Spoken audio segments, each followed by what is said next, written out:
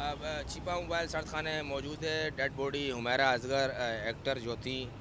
اور یہ ابھی تک موبائل سرد خانے میں موجود ہے اور 48 گھنٹے سے زیادہ کا ٹائم گزر گیا ہے، لیکن افسوس کی بات ہے کہ پیرنٹس میں سے کوئی نہیں آیا، کسی نے رابطہ نہیں کیا، نہ بھائی نہ بہن۔ سننے میں یہ آ رہا ہے کوئی بہنوئی آ رہا ہے،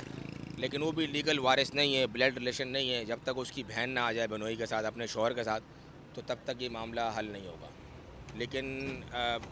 پولیس نے جب تک ورثہ سے ابھی تک کوئی اگر رابطہ نہ کیا اور وہ ورثہ جو ہے باڈی لینے کے لیے تیار نہ ہوئے، تو یہ باڈی پھر امانتاً جو ہے شفا قبرستان میں دفن کی جائے گی ایز پر قانون۔ سیلیبریٹی سے جو باڈی لینا چاہتا ہے وہ نہیں لے سکتا ایز پر قانون، کیونکہ جس کا بلڈ ریلیشن ہے، جیسے بہن ہے، بھائی ہے، والد ہے، اماں ہیں، ان کے علاوہ اس باڈی کو کوئی وصول نہیں کر سکتا۔ ادروائز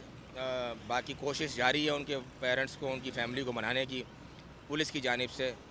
لیکن اب تک ہم سے کوئی رابطہ نہیں کیا۔ وزیر ثقافت نے اعلان کیا ہے کہ وہ باڈی جو ہے اس کی جو ہے نمائندگی کے لیے انہوں نے کوئی بندہ مقرر کیا ہے، میں نے سنا ہے۔ کوئی ایشو نہیں ہے، شفا کا قبرستان ان کا نمائندہ آ جائے اور پولیس جب ہمیں لیٹر دے دے گی سپردگی کا امانتاً شفا قبرستان میں تدفین کرنے کا، تو بالکل ان کا نمائندہ موجود ہو ہمارے ساتھ، ہمیں کوئی ایشو نہیں ہے۔ اس کی لیگل پوزیشن یہ ہے کہ یہ کام جو ہے فلاحی ادارہ ہی کرتا ہے، کیونکہ ان کا اپنا قبرستان ہوتا ہے، اور کل کو خدا نخواستہ اگر فیملی کورٹ میں جانا چاہے، کسی پر شک کا اظہار کرے، تو پھر یہ باڈیز کی جو ایسی باڈیز کی جو قبر ہوتی ہے، وہ اس کی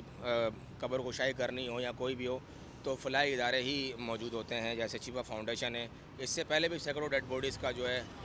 اسی طرح قبر کشائی کے حوالے سے معاملہ ہوا یا مسنگ پرسن کے حوالے سے، تو کورٹ یا کوئی بھی ایسا پلیٹ فارم ہے، پھر ہمیں ہی جواب دینا ہوتا ہے۔